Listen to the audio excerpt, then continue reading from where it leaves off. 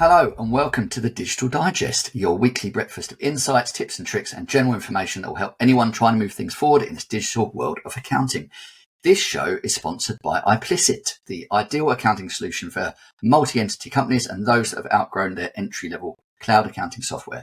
It's also brought to you by the Digital Disruptors and SB Digital, which are both pushing the boundaries in this digital accounting space. I'm your host, Ryan Piercy, and I'm lucky to be joined by Emma Cohen from the LB Group. We're going to be delving into managing digital transformation projects and how to get the most out of those. So on that, let's crack on. Now, Emma, what does it mean, I guess, to manage a digital transformation project?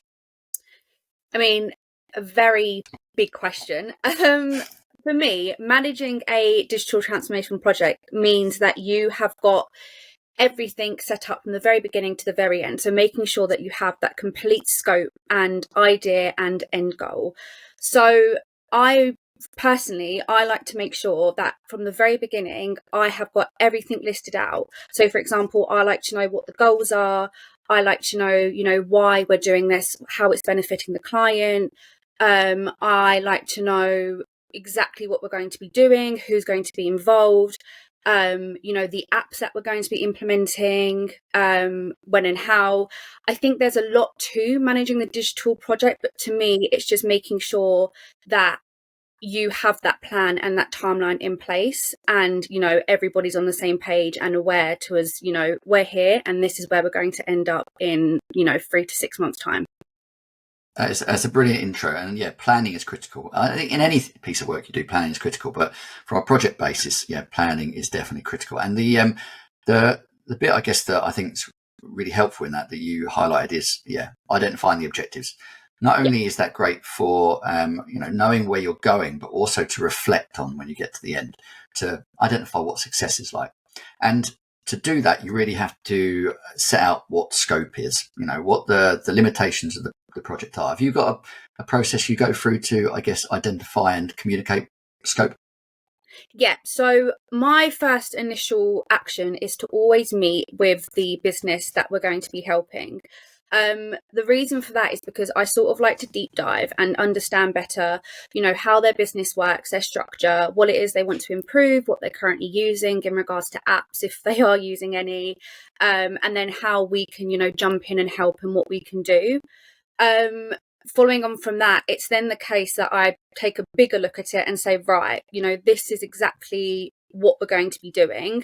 This is how we can help, and this is what we can do to help. And then from there is where it would then sort of flow into that timeline and that bigger picture and that bigger project where we would then start to implement it, start to see real results and then go from there. Definitely, yeah. And scope and scope creep are critical. And I know we've done another recording, so please do check out a prior episode if you want to know how to handle scope creep effectively. But as you say, then moving into the timeline, area. Now, I have two different approaches to this. When it's, I guess, an advisory, a kind of a soft feel element to a piece of work we do, there's no fixed time something needs to be in place for. We tend to be a bit more fluid. We'll give a timeline, but communicate very effectively up front that things can change. That very much depends on the client and their availability. But if it is it's an implementation, a change of system, we have a fixed timeline. We give it a specific date, setting out who needs to do what by when, and send that across to the client and get them to sign off on it before we engage. Mostly so that we're kind of covering ourselves to some extent. We're holding ourselves accountable. We're also holding the client accountable. Do you do something similar? Yeah, completely agree with your second point. I'm completely on the same page with that. I always like to sort of give and agree that timeline before even moving forward with the next step. So during that sort of initial consultation and then following on to the actual planning of the project, at that point, I would then turn around and say, this is the sort of date that we propose. We can get X, Y, and Z set up at this point. Are you happy with these deadlines that we're proposing to you? Obviously, there can sometimes be issues that, aren't planned for. They just pop up out of nowhere and then sort of distorts the timeline that you have. But 9 times out of 10, I do like to work towards a deadline because I like to make sure that not only we are meeting it, but I want the client to, have that deadline in their mind, so that, you know, once that date does hit, they sort of know where they're at, what their systems are going to be. There's a massive changeover sometimes, and it's a lot of getting used to. So I think making sure that they're, you know, aware and comfortable that this is the date that you will start going live with this system, I just think sort of gives them that bit of comfort, knowing that they have that reassurance and, you know, us on hand to sort of assist with anything when it does hit. Definitely. Yeah. Change management is critical here, and people worry, don't they? They're always worried because it's a big change for them. And we know what the systems will do. We know what it'll feel like. We've kind of been through this process many times. This might be the first time in years, decades, that they have actually had a huge change. So I guess, you know, giving them that comfort that we know what will happen. And as you mentioned, you know, planning for the unexpected and how you react to that is critical, because there is always something that just comes out the woodwork as you're going through these projects and you have to pivot on. And we've got different ways we handle that. You can't, I guess one of the critical things is you can't assume everything's going to go swimmingly. You always have to allow a bit of time for something to go wrong, and you have to adjust for it. But also, experience is critical. So I'd assume you used tools such as Move My Books. You know, the tool itself is great, but isn't 100% like, you know, perfect. So how, maybe you could give an example of how you've pivoted to something that's come up from you know, the unexpected as you've gone through one of your projects. I mean, we do use Move My Books, especially when it does come to data migration and obviously wanting that transactional data moved over.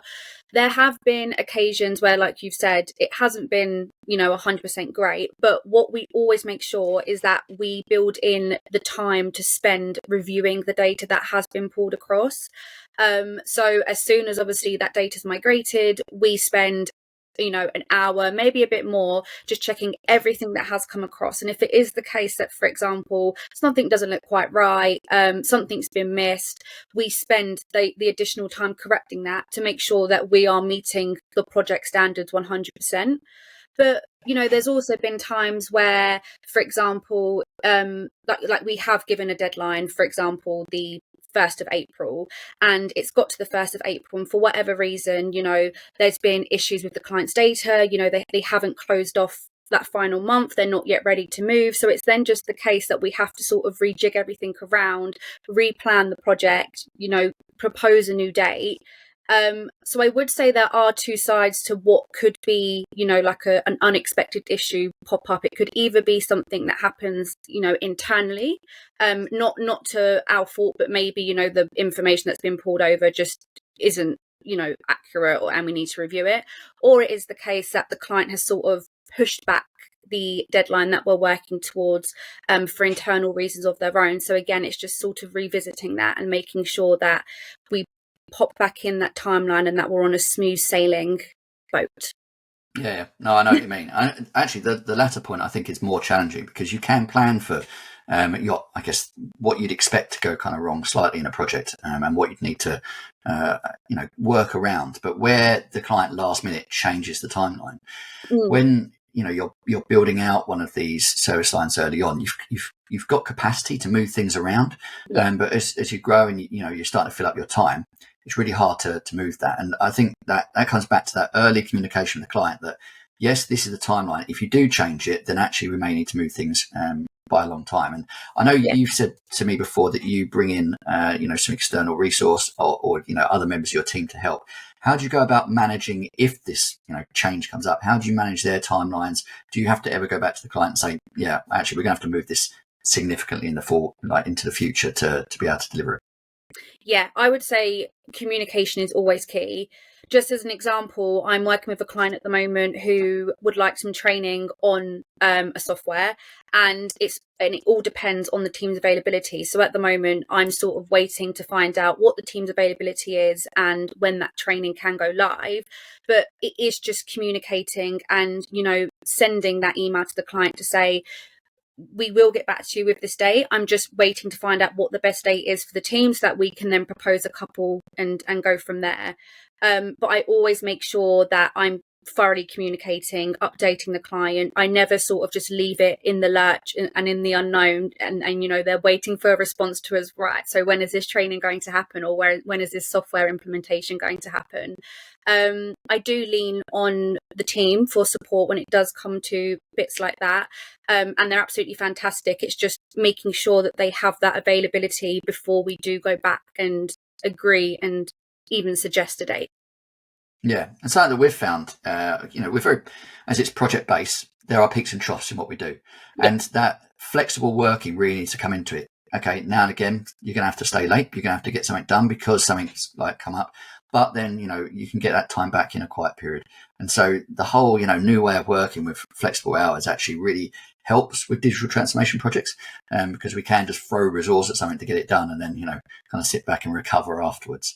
Yeah. I guess the other thing is I want to talk about is handling third parties, because we're all, we're great at what we do and what experience we've had, but the I guess breadth of apps that we can work with is so vast, we're never going to know them all. And so we either have to be able to manage an app that's going to do some work or some guidance, demonstrations, etc., or a consultant, or someone else that's in, I guess, digital transformation space where we're collaborating. How do you go about handling that? How do you go about getting, I guess, ensuring people will meet your expectations?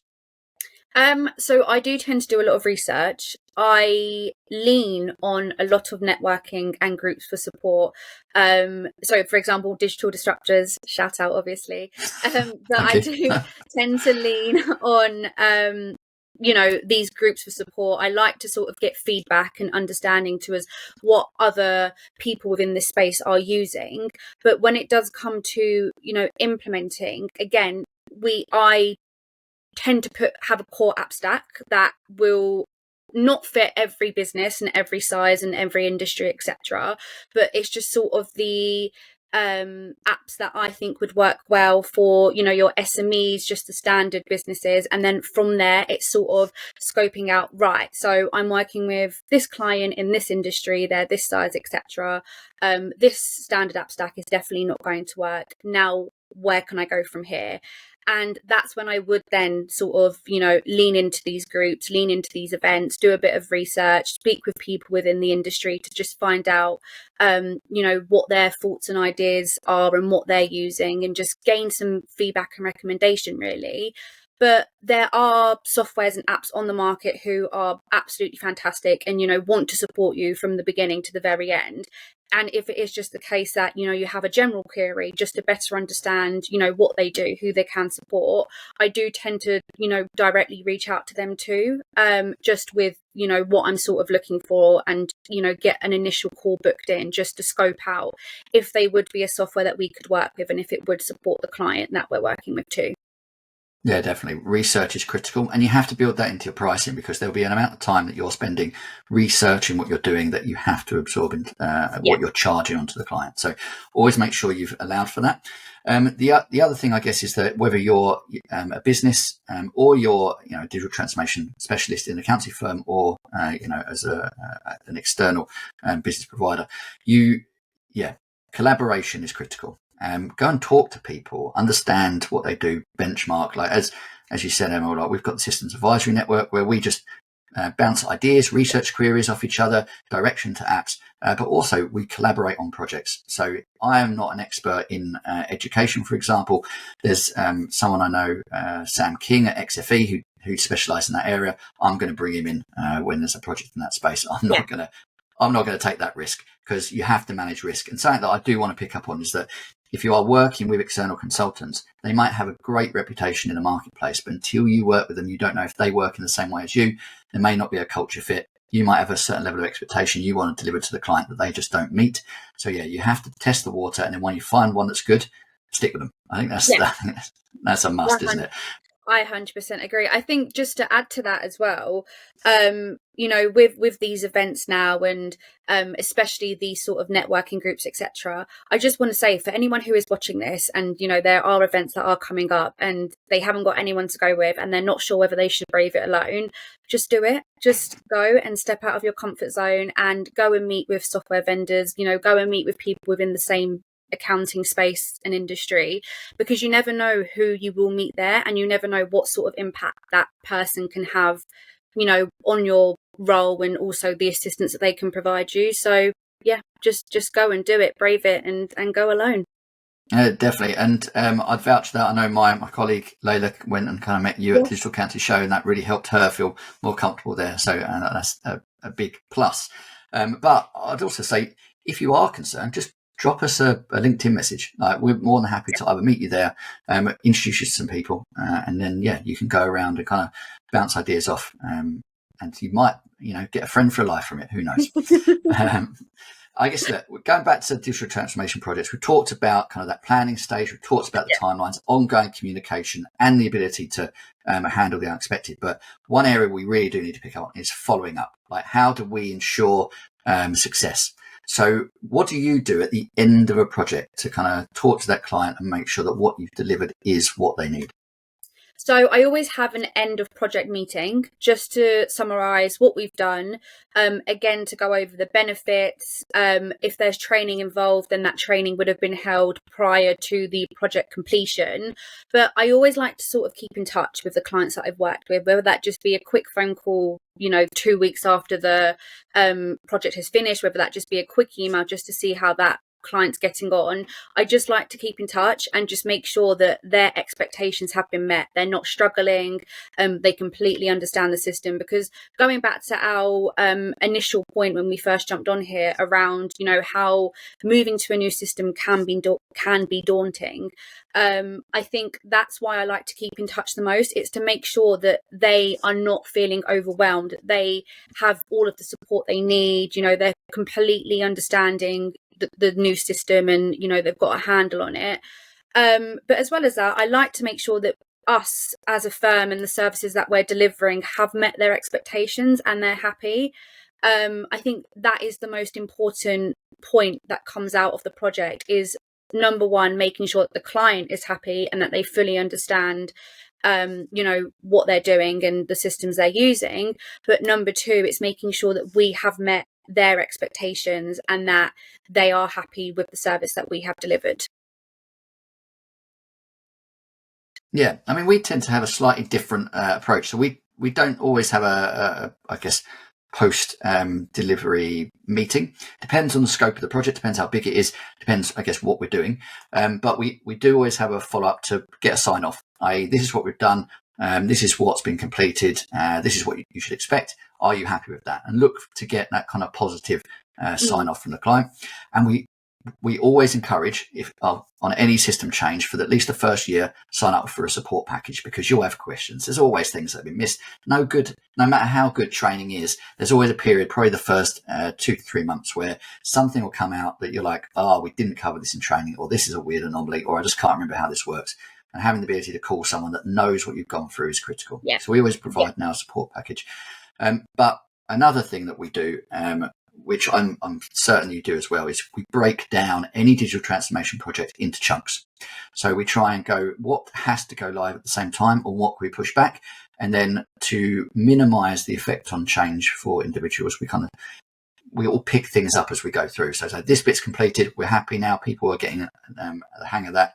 Now let's do phase 2.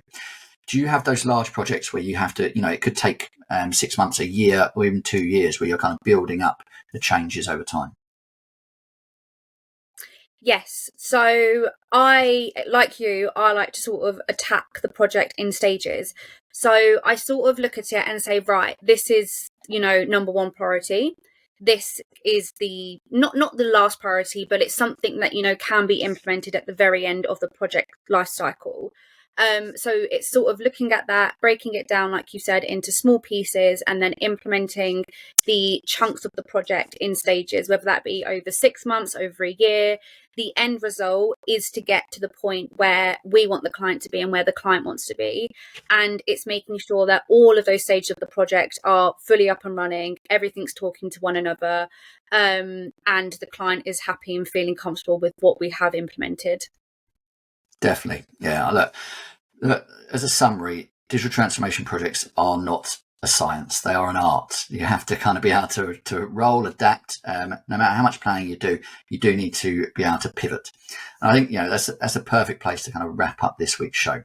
Hopefully, this episode has provided you all valuable insights that you can take forward. Please do check out the show notes for links to the Digital Disruptors, SB Digital, and our wonderful sponsor, iPlicit, plus anyone that we've also referenced in this show. If you want to catch future episodes, please do subscribe to our YouTube channel and make sure you look out for the release every Thursday morning. Look forward to speaking to you next week.